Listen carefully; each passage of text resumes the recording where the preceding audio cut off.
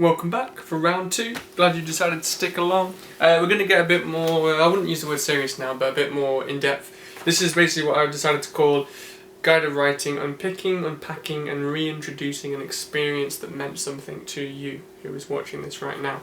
Some of you may have done a similar thing with me, but not maybe the full-blown package. I'm going to give credit to poets John Sands and Ken Arkine for this, who they led this workshop when they came to Nottingham years ago, and I've sort of tweaked and played around with it, but they do deserve a fair amount of credit for the initial trigger to do it. So what I think is best with this one, I'm going to go through a series of points that I want you to write down, and rather than me pause and wait for a while between each and make the video stupidly long, basically if you hit pause after I give a prompt or a line, and then you can revisit it. I think our cat is about to come on camera, folks. That's what you get. So let's just get straight into it. First thing to do is I want you to write down 3 individuals who mean something to you or have meant something to you in your life. And these can be real life friends, family members, acquaintances. But as always with me, you have kind of permission to take it to another place if you want to go with someone fictional, an artist, musician, writer, someone that you've not met. That's absolutely fine. So just list 3 people, 3 individuals in your life who have meant something to you or still do mean something to you. Okay, next prompt, I want you to choose one of these people right now that you feel you want to explore a bit more in terms of writing. So this isn't about ranking anyone, this is just who of the list jumps out at you in this moment that you want to explore a little bit more on the page, because that's what we're going to be doing. We're going to be exploring them and your relationship to them in a slightly more in-depth way. So that's the next one. Okay, once you've done that, I want you to think of a specific place in which you've experienced something with this person. Now obviously I'm going to jump in at the start here and say if you've chosen someone who isn't real or you've not actually met, the rest of these will be about imagining a situation in which you may meet them.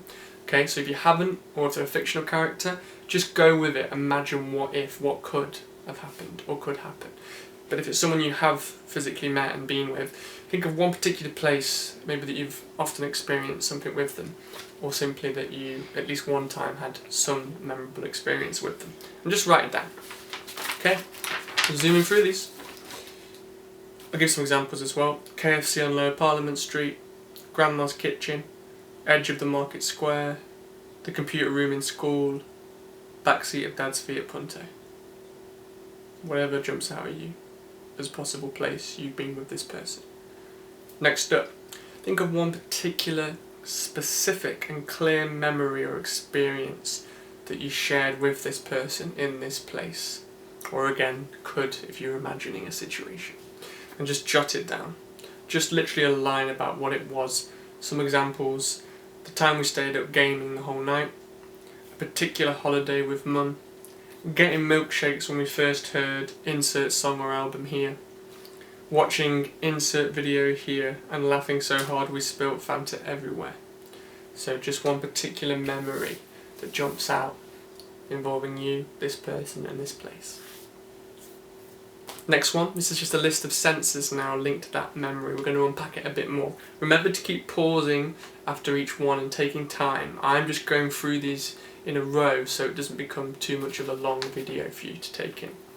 So we want one thing that you can or could smell during this memory, during this experience. One scent, something that could have stayed in the memory, that you could smell or could have smelled during this time.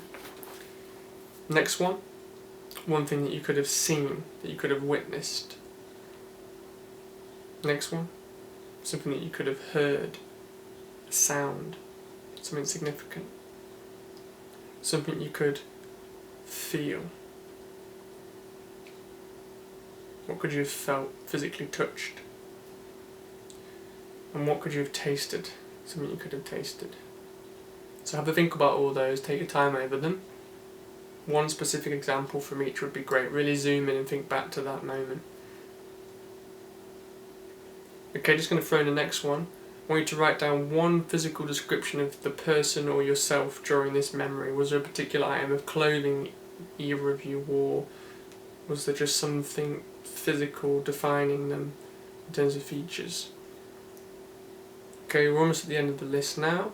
Remember to keep pausing and taking as long as you need. I'm just going through them in a row. Write down one thing that was said or could have been said by anyone that was there during this experience. One thing that maybe was very memorable that stood out, or that wasn't said but maybe could have been said by anyone there.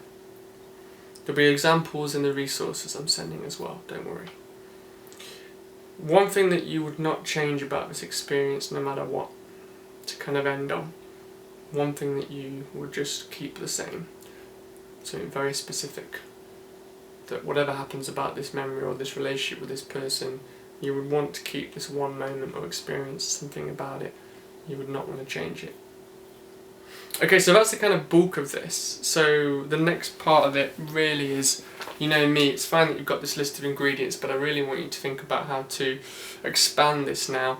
So in the form that works for you, poem, story, even a script, basically I want you to introduce someone who has never met this person to us and this experience. I want you to tell the story of this experience using the ingredients that you've got to help.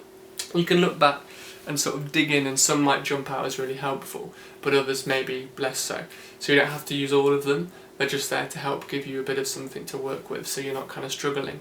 A lot of this is balancing everything, the good, the bad, all of the different experiences, you know, within this one memory, and just telling us the story of it however works for you. There's a couple of bonus challenges that I won't go into here that I've put on the resource that you'll get, so we'll leave it there for now for this one. Have fun,